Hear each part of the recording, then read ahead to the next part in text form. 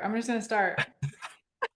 We're just gonna start. Here we are. This is Lance. Tell me what your inspiration is. I was just thinking today the importance, of just any kind of action. Like I know you and I preach like these four requisites for change, which is totally true.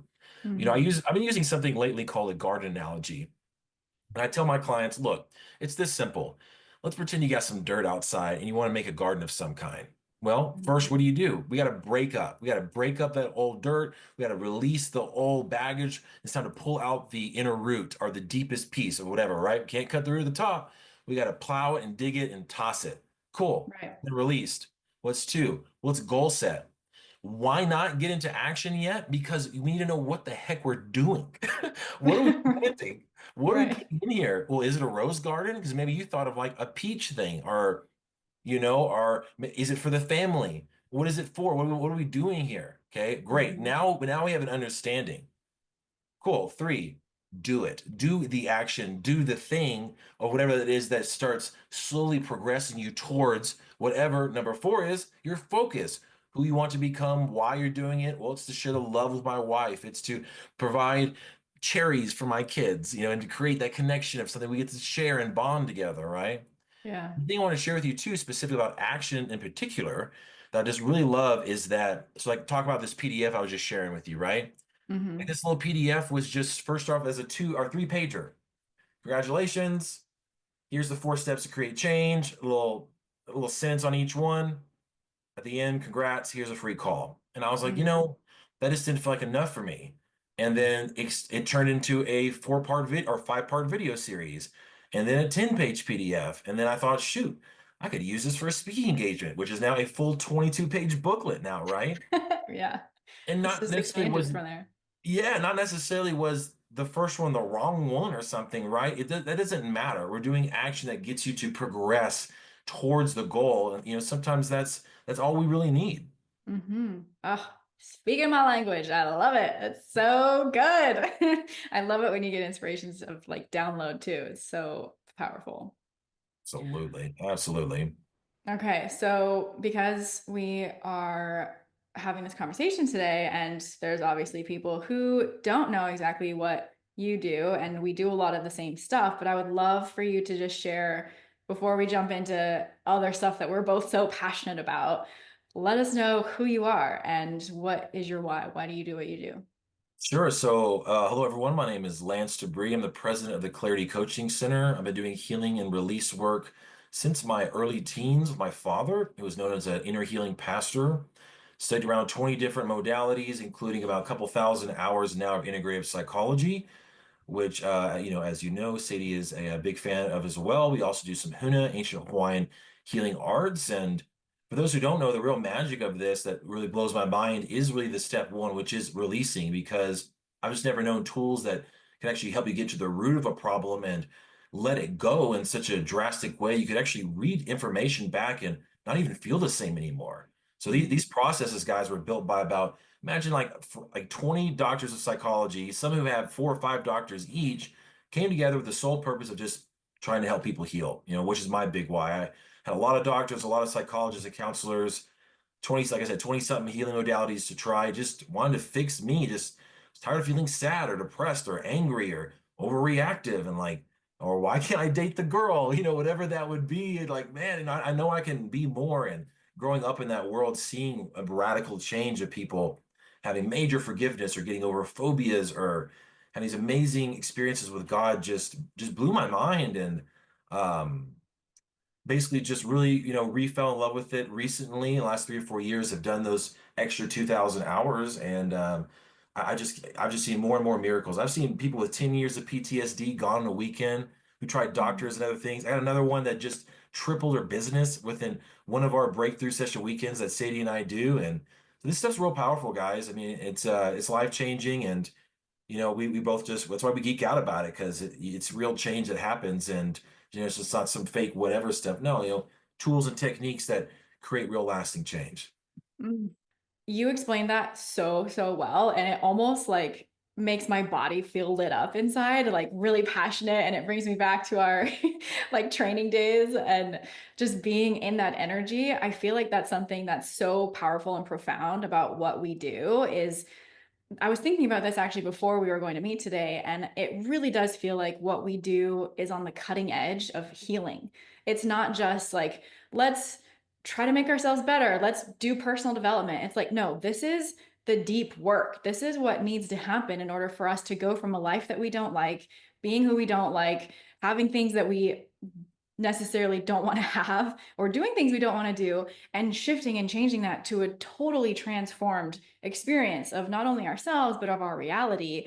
And it's not years and years and years of just talk therapy.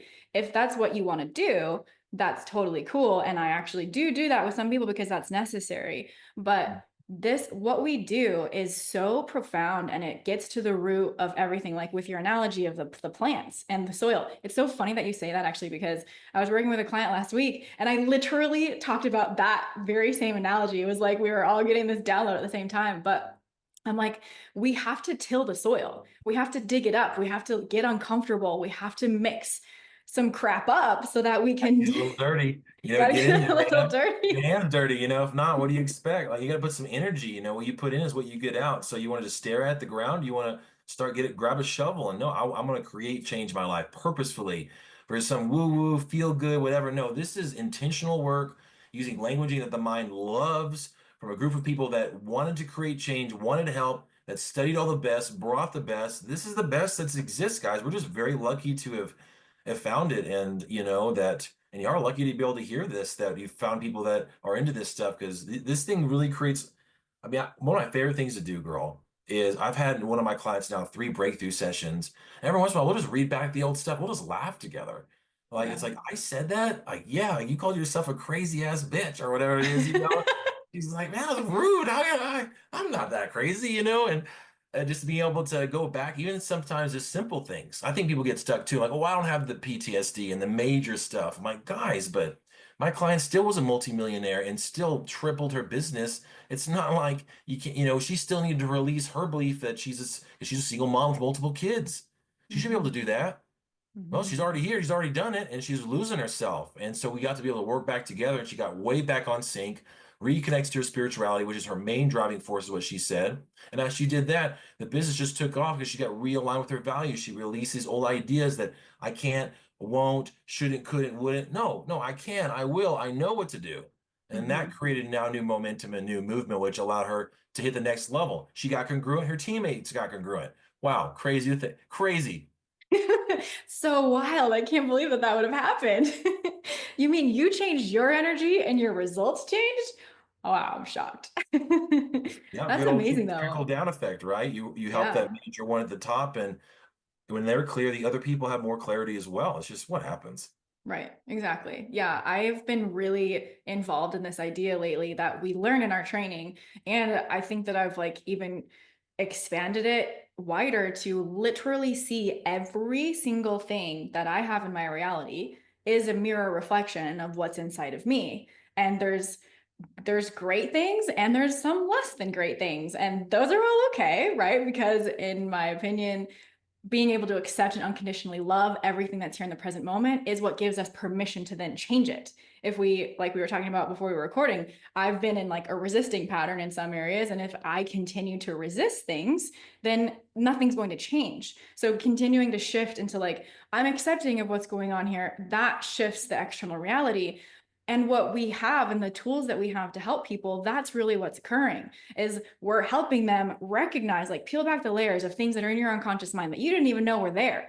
We can go Yes. back to being in utero and you felt rejected by your mother. And it's like you wouldn't have ever known that that's been preventing you from success in your life. But when we go digging in that soil, we find that we pull that wound out, help it heal, release what needs to be released, change any of the beliefs, or transform rather what's happening from that initial wound.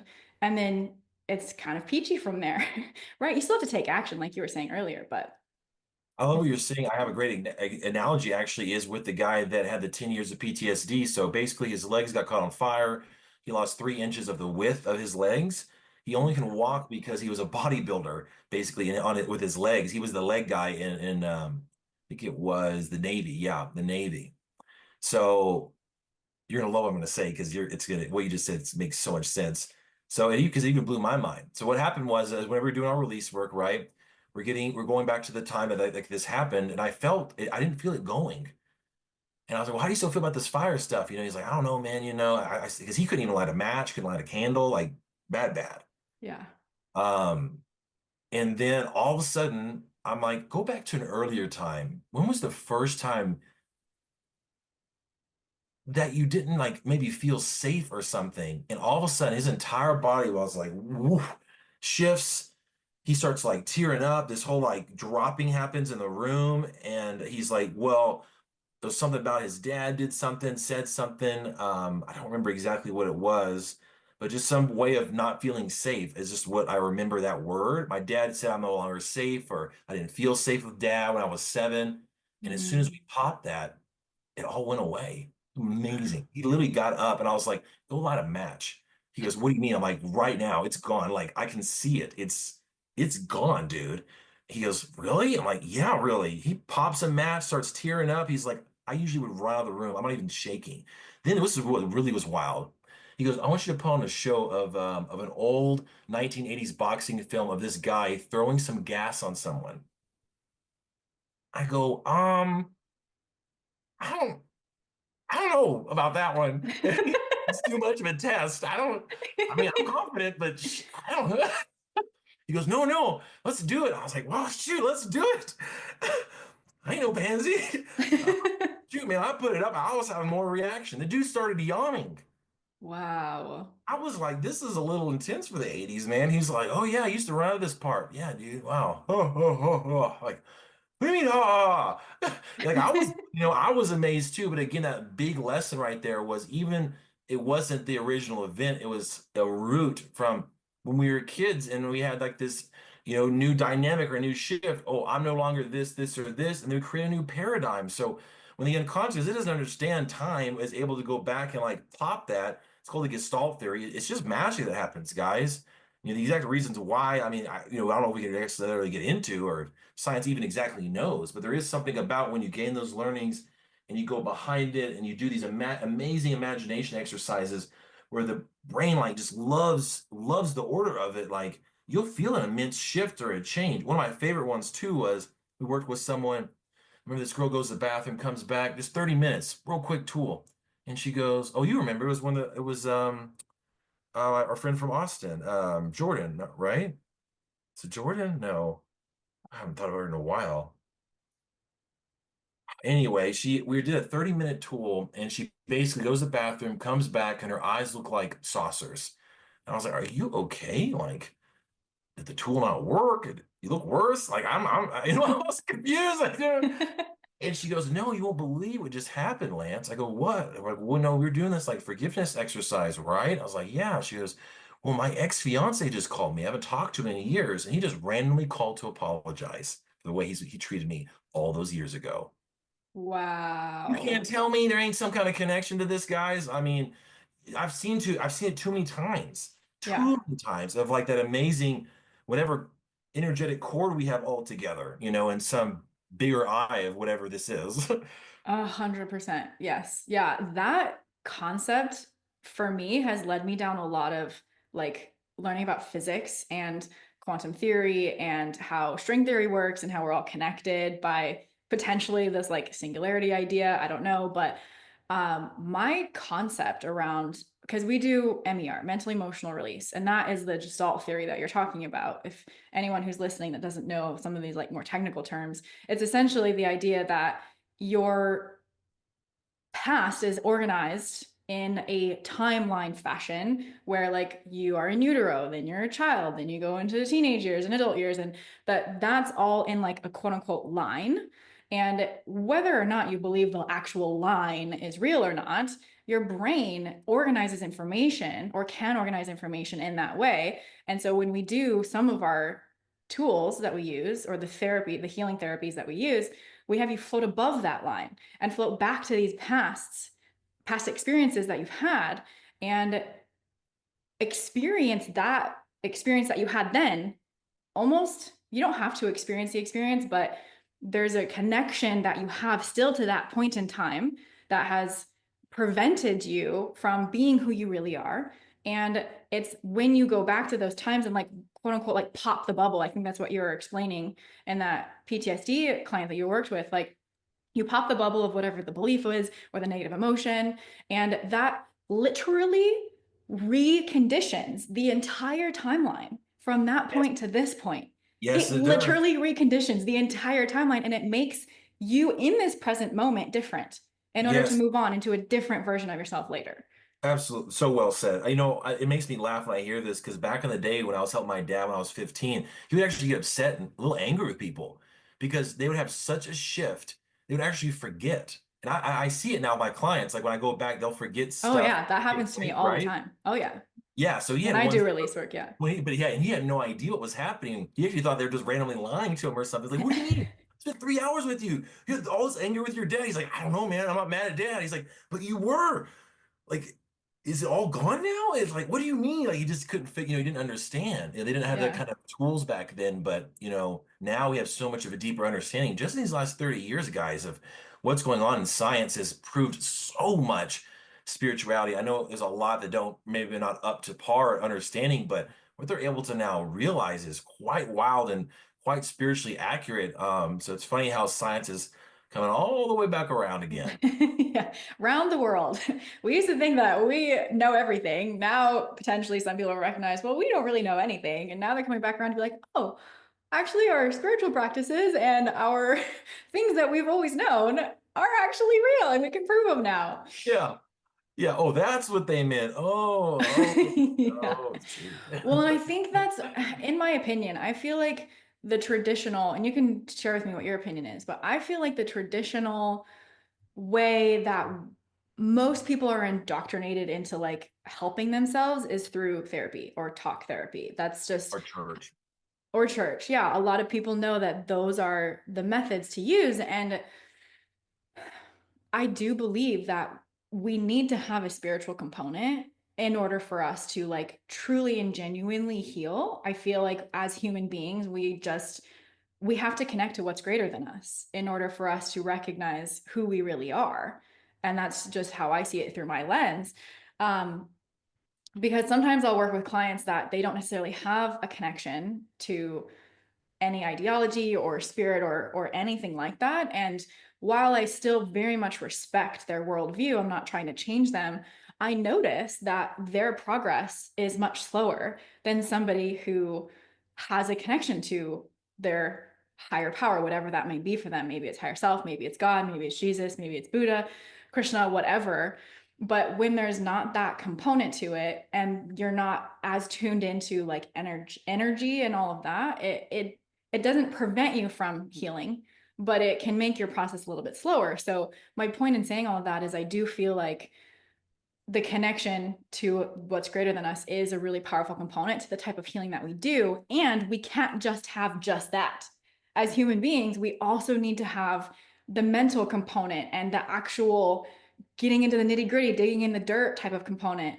Because, like, for me, when I would go to church, I would have like all these beautiful, amazing experiences, but I'd still get back into old patterns. It wouldn't like always fully boost me out of that holding pattern. But then when I would do healing work or I would try different therapy modalities, it wouldn't always stick if I didn't also have that connection to higher power. So I think that the merriment that we do in our type of work is like the super powered version, if that makes sense. Do Yes, you yes, agree? yes. I just worked with a 10-time world dance champion a few months ago. He's the guy in West Coast and country, and he's really into personal growth, of course. I mean, he's the guy, um, probably the best teacher in the world. I've had a lot of my teachers say, and he was like, Lance, this was like the coolest, funnest weekend. This was like a spiritual connection with like mental performance. Oh my God. No wonder you can't explain this to people. It was like a masterpiece. He goes, and this is what he said. I thought was so great. He goes, Lance,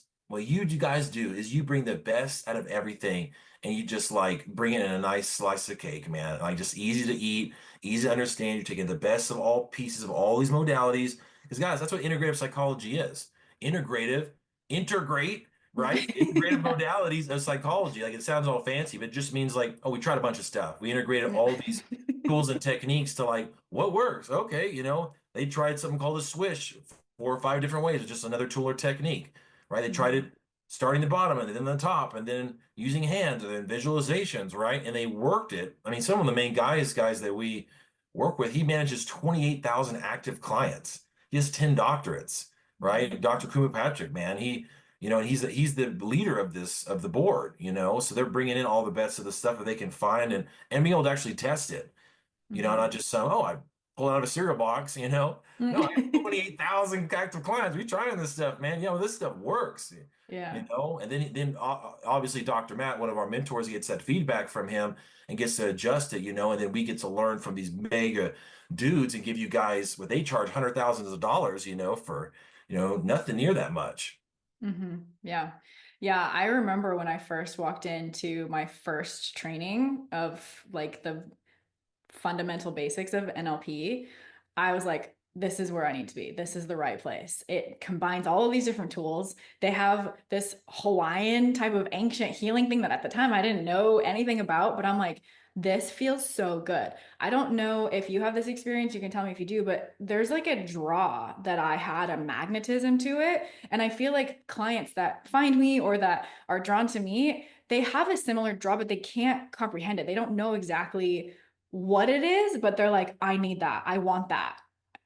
Does Oh, that well, happen for you oh too? yeah, I would love to. I'll show you my favorite draw story of my life.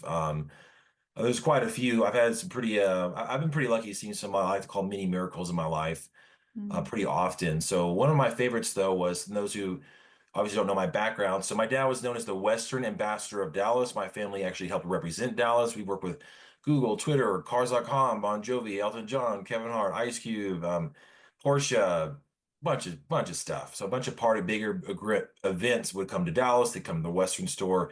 You give them some boots, beer, whatever, cowboy hat, sell them on the city. So it would made sense to me doing that forever that would be my thing to do or go. Well, out of the 20 years of a lot of arguments and communication on my family, it still never felt right, right? The pulling I had was opposite. I don't want to be in Dallas anymore. I'm so sick of I want to be in nature. This is my kind of person. I want to be more about people that are holistic and healing, not so businessy. I love business. I know I run a couple companies. Don't get me wrong, but I just want more of a grounded person, from that. So I had to really stretch that. And, this business was very successful, multiple generations. Very hard to let go when you don't have another job. You've been there your whole life. Mhm. So, but I had so much of a draw and so much of a resistance that I remember even going to the store. Also, I was getting like sick and nauseous and just angry, and I just kept fighting it until it just got so bad, and I was like, I can't even. I just want to throw up being here. And my family made fun of me. They kind of, poked at me and, oh, you're so lucky and you're just spoiled in some stuff. And I thought they were right. So what did I do? Put my head back in it. Put my head back in. Put my head back in. Can anyone else relate? I hope so. I can. Shoot, man. Beating your head at the wall and like, why won't it open? It's like it's a brick wall, man. It's the Yeah. reason. You know? So what happened, the cool part of the story, right, is I tell my folks I'm finally done. I remember I was just told I'm done. And they're like, what do you mean? I'm like, I'm done, as in I'm done, as in sell it, done. Like, what are you gonna do, man? I'm like, well, I'll never forget. I said, well, all I know is that this is getting in the way of me knowing what I'm supposed to do next. So I have to let it go. Wow. It gives me Now check, chills. now check this out, guys. Less than 24 hours. This is people love this story in the classroom because they're such Huna fans. We talk about like, this connection. But basically, I'm at the back of a boat. We're doing a double-decker party boat, 100 people, bikinis, barbecue, beer, cowboy hats, big old double-decker boat, right? Having a good time. Music, we're dancing. And I just remember, maybe I've had a beer or two, something like that, right? Nothing wild. Everyone else is partying pretty hard. I'm chilling. And I remember I get this pulling though. And the pulling was so hard. It actually, I'll never forget, it passed my mental. Because I remember I instantly turn around and I felt this cord in my solar plex. And I just started like walking like very straightforward to this back of this boat. And I remember hearing like, what are you doing? And I say back to myself, I don't know. What are we doing? And then I hear, well, if you don't know, and I don't know, who's going on? Who's driving the ship? Shoot, what's happening? Metaphorically and physically. I'm telling you. And all of a sudden I get a hit and I said, this is Holy Spirit. And Mm. I jumped back to church and it was the same feeling of like this leading, this knowing um, that I have something for you, like something beautiful for you. And you just need to like follow that. And as I did, I walk up to this girl who's literally doing energy work on someone who just has her hand out. And I just look at her and I said, I don't know who you are or what you're doing, but you can't lie to me because I feel stuff. And I just felt something over here. And we still laugh about it because it's so awkward. We're still friends. She actually just got married. She's doing so well. But yeah, so I'm like, what are you doing? I know, yeah, I feel energy. I pray with people a lot. I work with people. I do a lot of it, this stuff and this background. She's like, oh my God, that's so cool. I used to be a family counselor and I have a master's degree in it. And, I barely get any results. I was like, really? She goes, yeah, but ever since I found this like NLP, MER, these breakthrough sessions, man, I don't just get results. I get wild results every time. That's what you should go do. Wow. Oh my God. Full body chills. And as I was driving home, I remember praying to myself and I said, wow, Lord, I was driving you down here and I was really angry because I felt like you abandoned me. Could you just tell me what to do? Like the next day? And I just heard back, yeah. And then instead of being grateful, I got pissed. I said, wow, what took you so long? The stuff I tried. I start like to myself as I'm driving, like I feel like a crazy guy just talking to myself as I'm driving. And I hear back in my own spiritual way, whatever it was, however that happens. I heard back, Lance, I'm waiting for you. You didn't notice I showed up the next day? Your foot's never, you've had one foot in, one foot out. You've never committed. You finally committed. Now I'm able to use you. Mm. Yes, that's so good. I'm like, yes. I just feel it. I can feel it in my core. I'm like, Yeah, it's so yes. good. I just, it's such a beautiful moment of like when I chose, guys, when we choose to release and let go and empty that hand is now able to receive something new.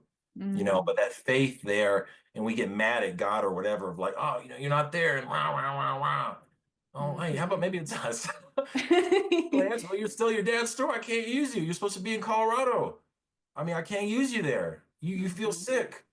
How else can I talk to you about it? You don't Mhm. want to be there. You hate it.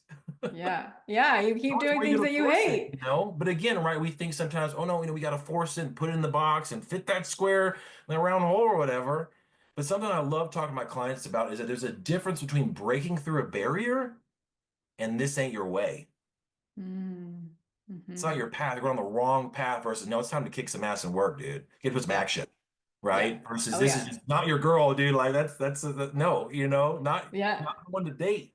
Sure.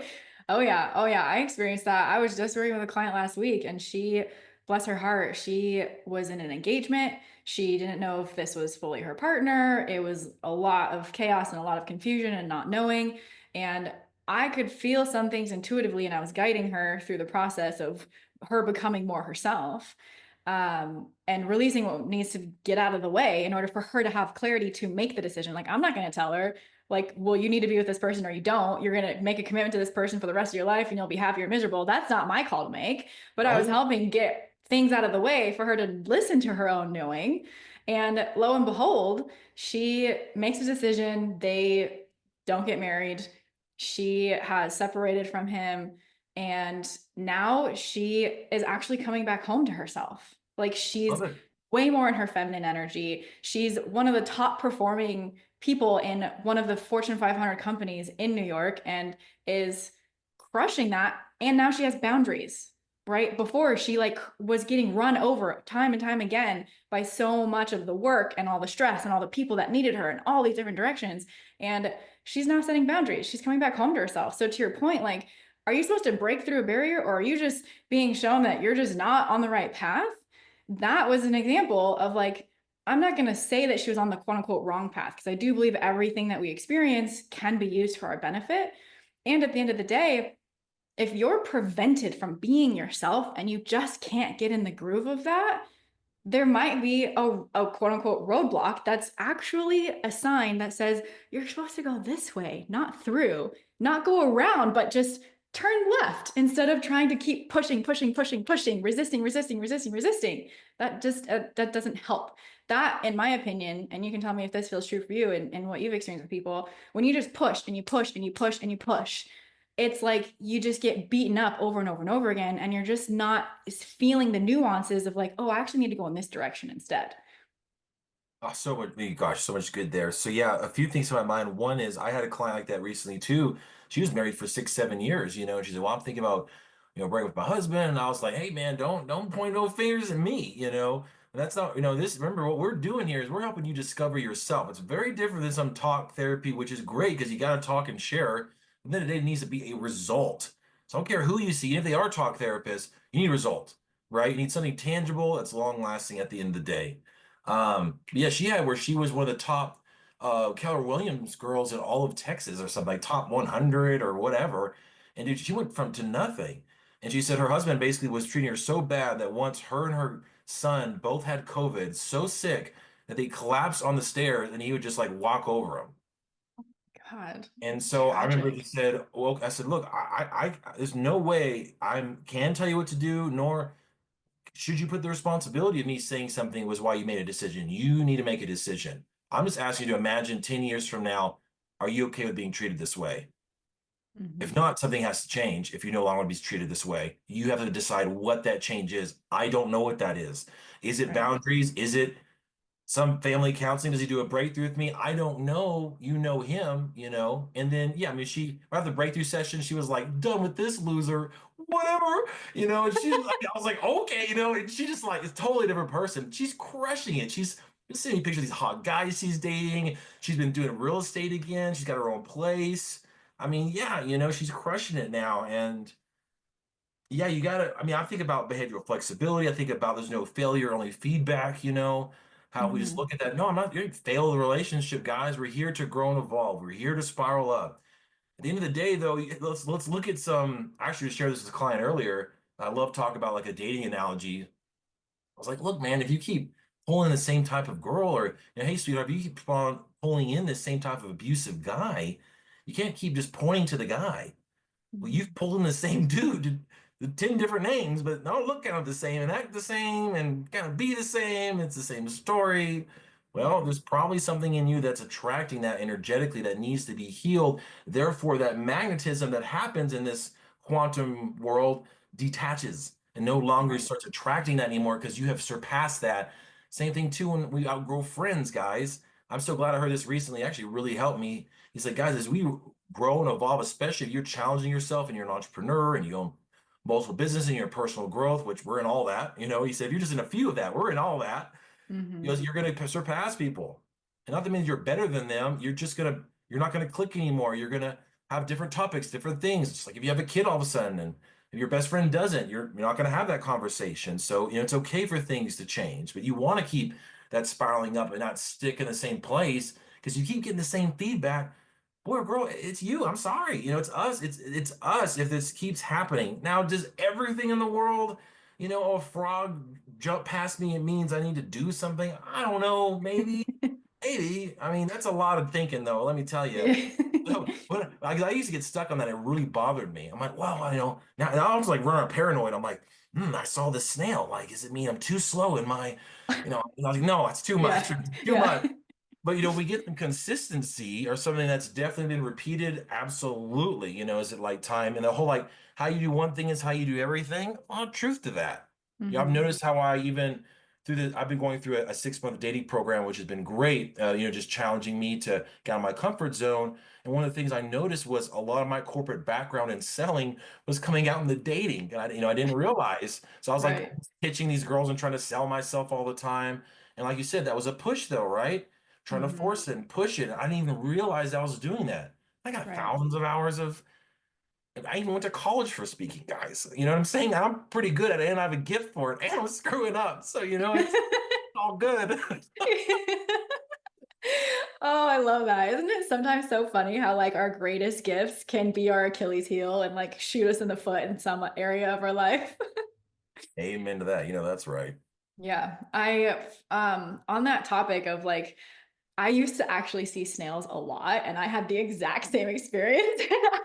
I'm not even kidding. I'm not just saying that to like make it funny, but I literally had snails go through my pavement when I used to live in I don't think I've ever seen the California. word snail in like 4 years. That's I really, know, I this is know. coming It out of was so nowhere. weird. And I'm like, man, I Wow. wonder if these are showing me that I'm like too slow in this area or that I need to slow down. I was Oh like yeah, getting you slow down. so, No, I yeah. need to slow down. Oh my God. Okay, I saw a snail. That means I need to slow down. More Yeah. meditation. Meditation. Yeah. Yeah, I definitely had to take a step back from that. I feel like that's a phase that I've gone through. I notice people go through when they're up leveling and getting to more self-awareness. I feel like self-awareness is really the gateway to like having all of these buzzwords like higher consciousness and become more of yourself and be more authentic, like all of these different keyword buzzword stuff.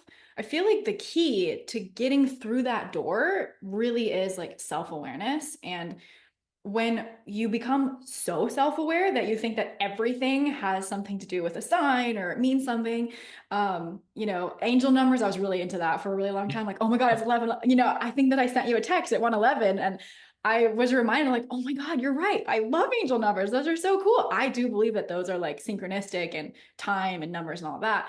I'm kind of getting on a tangent here, but to your point, I feel like um, we don't have to take everything so literally and seriously.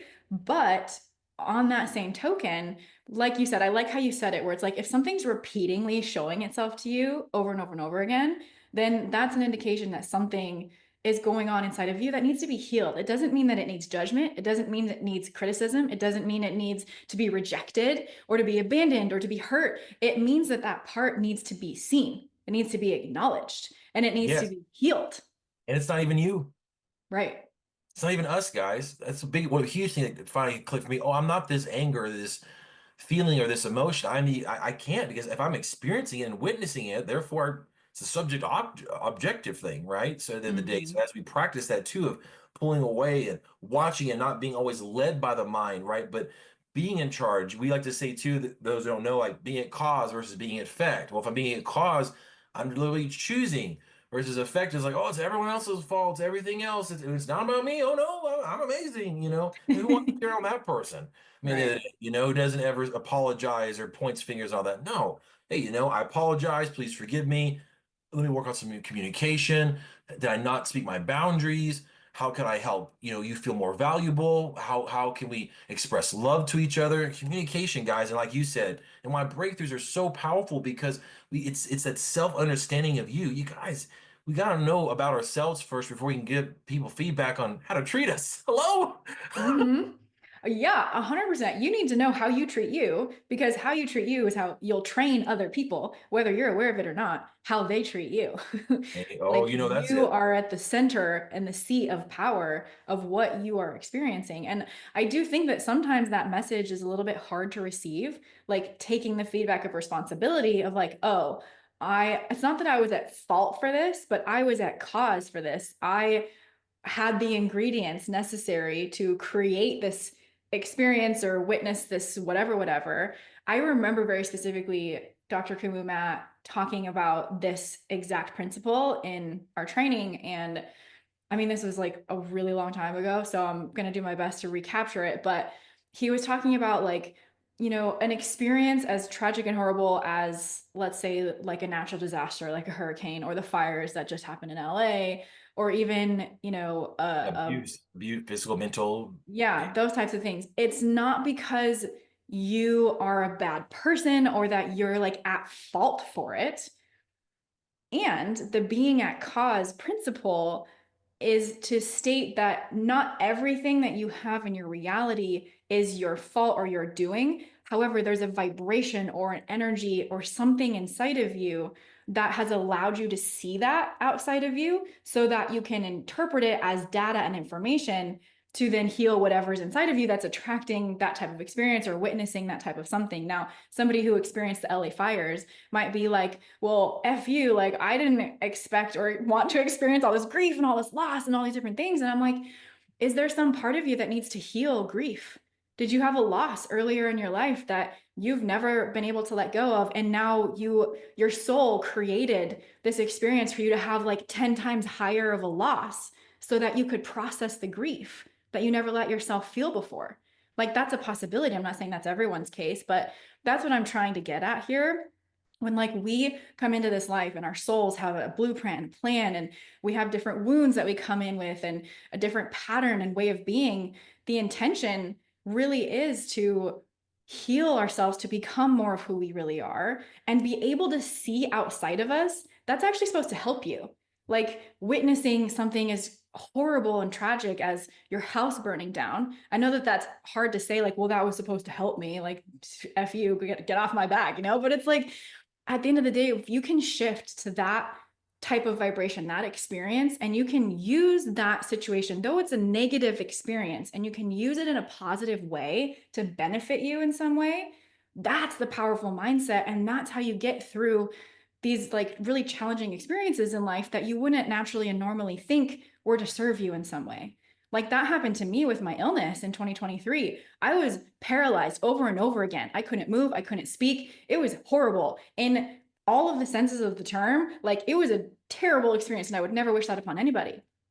But what it did was allowed me to actually show how powerful I am to myself, not other people. I didn't really want anybody to know what was happening to me, but I could prove to myself that I have the strength and the willpower and I have all the tools to be able to heal myself, and that that's actually possible. So now I get to be like a living case study, an example of like, this shit really works, guys. Like, it's not just a pie in the sky that we talk about. Like, we actually do this for and with ourselves and with our people. And when we have a congruency and a belief that this works, that's what makes it work. So many good things there. I was actually going to say too, even just seeing you now, because it's been a while since we've seen each other face to face, like you just look so much more congruent and so much color and like so much just solidness in you now, which is really neat to see. Thank you. I've been working very hard on it. I think that's the thing too, that, we in our culture, we want really quick things. Like we want, and I am totally guilty for this, like we just want the millennials, I think especially, we want the instant gratification. We want the thing now. We want the quick tool. We want the 5 minute thing. And while we do have that, we have those tools that are like, boom, we can like get rid of a lifetime of trauma in 30 minutes or whatever.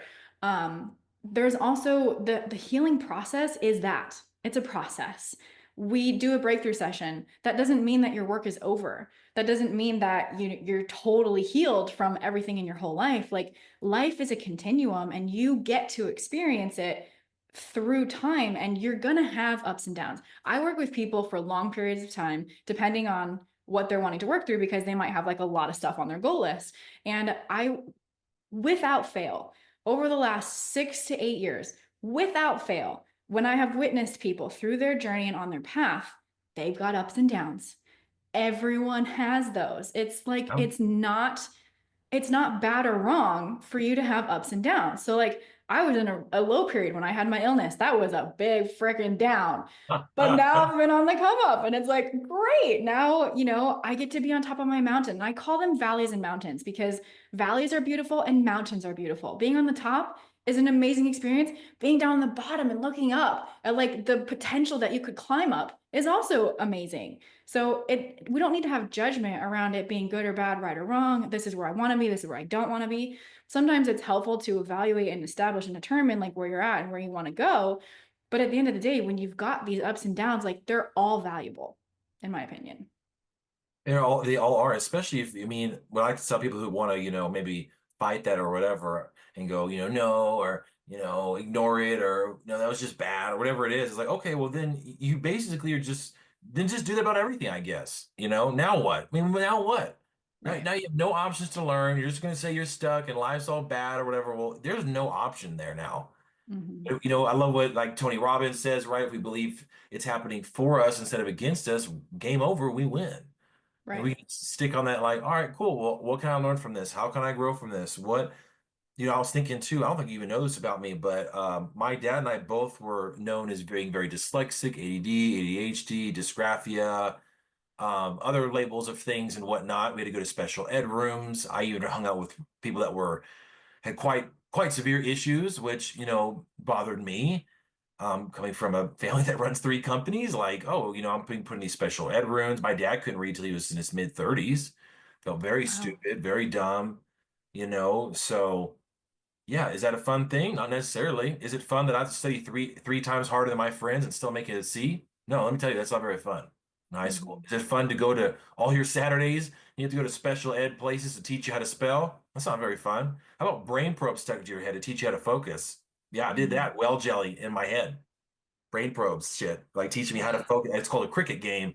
Where this cricket would jump as I would focus. It would teach me how to use my like focus and not be so like distracting, right? Mm-hmm.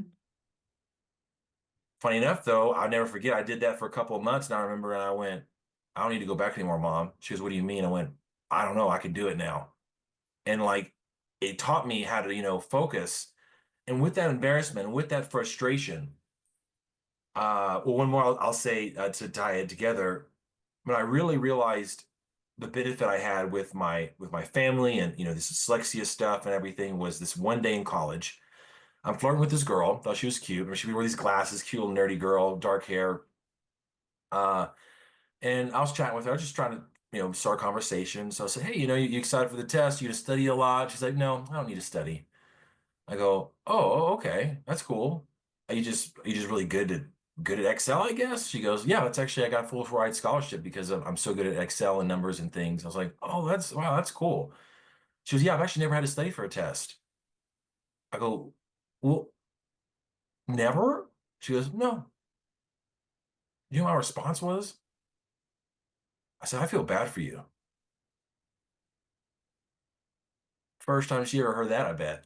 I bet so. And she goes, "What do you mean?" I went, "I just realized something. I've had to do my whole life three times, four times, maybe five times harder than you."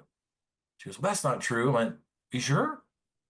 You just told me you never studied. Let me tell you, I have studied crazy hours." So, oh yeah. But then I said, "But you know what? When you given up, it's probably when I've just first started. Yeah. So much grit I have put in me, I will I will now annihilate. You know what I mean? Like I'm gonna run over people now, like because I had to learn me. I had to, the embarrassment of the special classes, having to learn to study a certain way, had to draw pictures and do funny stories because that's how it would stick for me. And I had to figure it out and all the frustration of being angry at myself and why I can't be a normal person and why am I so different? Why do I feel emotions so intensely? Why do my Mm, parents, who's a dad who's an amazing pastor and a healer, so angry at home? Well, I look back now, hmm, I'm now using all of it mhm, so well too, of these travels that I did and living in Australia, New Zealand, and I was introduced into personal growth and development, how my parents still had massive arguments. So I would help as a kid, like trying to talk it out, try to help figure it out. I got very emotionally intelligent. Was that fun? Listen to my dad scream at me for 5 hours? No, it was not. When you're 15, let me tell you, it is not. But what can we take from it, guys? What can we learn, gather? My dad and I, we're great buddies now. We just had issues back then, but we talk all the time. Yeah, Lance, eat the chicken, throw away the bones, man. We gotta toss the bones, man.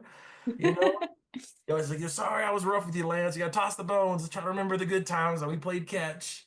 So I mm, was so mean, man. I was really hurting. I was helping everybody else. I didn't know how to help myself. I know, Dad. You didn't know, man. It's all good. I see it now. Sorry for the mm. pieces of me not seeing you as a human. Blaming you." Right.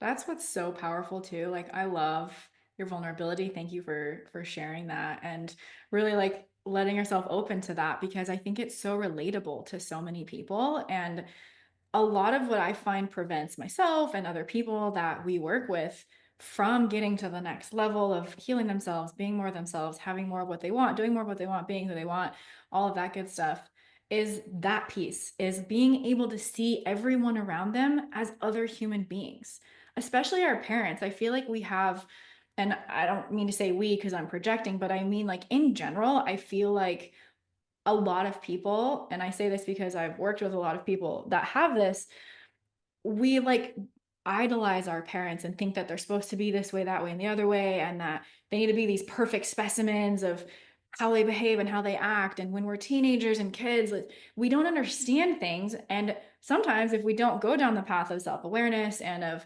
personal development and growth and all that, we still can't get there to really understand that everyone around us is just human.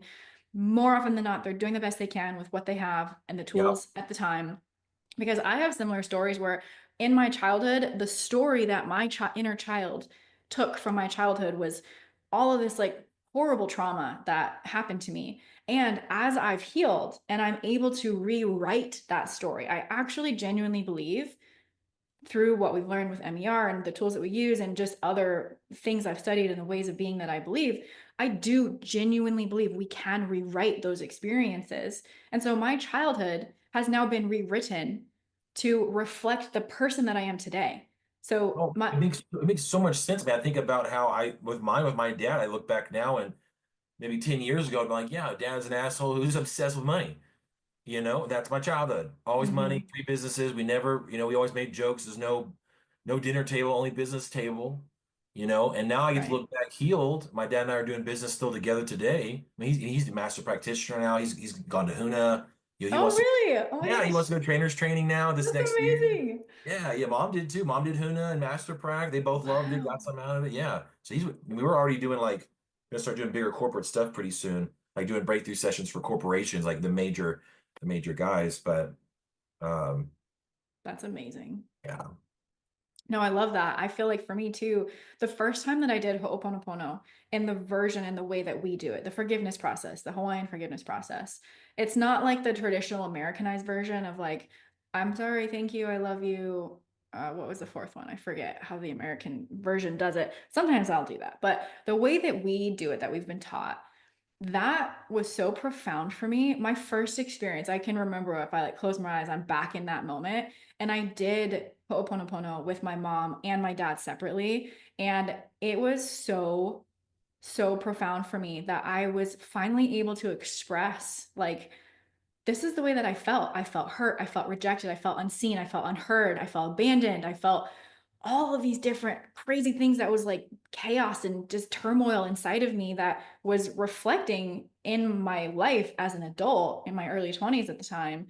And in my teenage years. And as I was able to like let go of holding all of those grudges and be able to forgive them and forgive myself, that was really like what spurred me to be like, oh my God, this stuff is so freaking powerful. I think that forgiveness is one of the most, if not the most powerful experiences that we can do as humans. And sometimes it's the hardest. But that's just what makes it so potent and powerful, is because it's not just the easiest thing that you can do, like left, right, center. It's like this is what you do in order to be able to see people for who they are and to humanize your parents instead of deify them, and recognize that you as a soul came into this life with specific wounds and patterns, like I was saying earlier, that are not other people's fault and they're not your fault. Like I used to have a really strong victim mentality that's like, oh, everyone's hurting me and everyone blah blah, like I need attention, blah blah, and it was very annoying. I was annoyed with myself. And as I like was able to like release a lot of those layers of like the victimhood and needing the attention and wearing the mask of dependency and having a wound of abandonment and all of that stuff, it helps me see like, oh, my parents actually feel abandoned by me at times. My parents feel rejected by me at times. They feel betrayed by me at times. So it's not just them having done it to me. There's a converse energy exchange that's happening, and I'm not totally innocent either. Yes, and I want to add to that, guys, who's listening, like that's why when you heal, you no longer redo the programming or the system or the thing because you've done that, healing process, and then they won't even be able to do it because they'll kick into their old gear and you'll just be like, oh, I'm good. Oh, but and you're like, oh, well, have a nice day. And they're like, oh, I don't know what to do now. And that Right. actually really makes them rewire themselves because you're not helping them just go down the same slope of the snow hill. Right. Yeah. It's like, I think of it like tracks. If you're driving down tracks And let's just say, for sake of example, your parents are driving down the same tracks, but you're driving at each other, right? When you're on the same track of the same wound or wearing the same masks or even wounds that maybe trigger each other. And I'm using this language because of a book I recently read, but it's obviously very centered around the work that we do. But if we're on the same track, when you heal, you shift to a different track.